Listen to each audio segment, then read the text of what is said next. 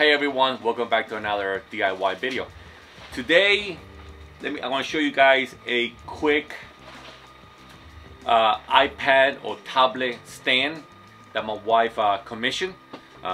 Basically, since the kids are home, they'll be doing homework online and having conference calls around. So she needed a stand. Instead of buying one, I decided to make my own.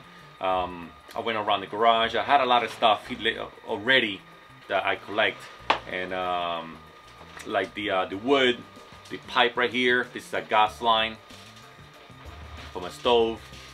This handles or old brass handles I had when I was building the trailer.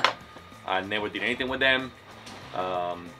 This stainless steel pieces right here, they are from a Taco Bell that was being remodeled, and the entire kitchen was ripped out. All stainless steel, all that was sold, but I did keep a couple little pieces.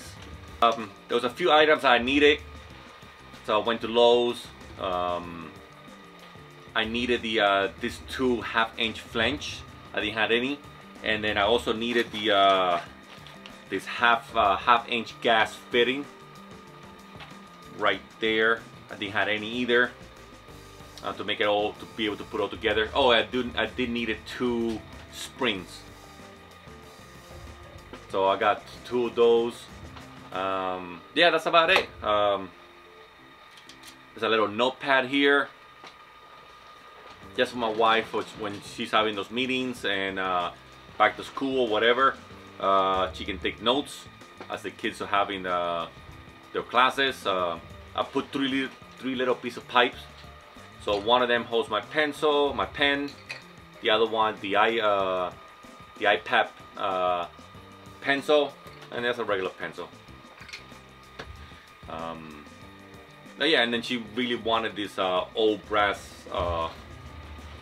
window locks as handles so she can move it around. It is quite heavy. The base is made out of a piece of plank. I think it's 2 by 10 piece of plank.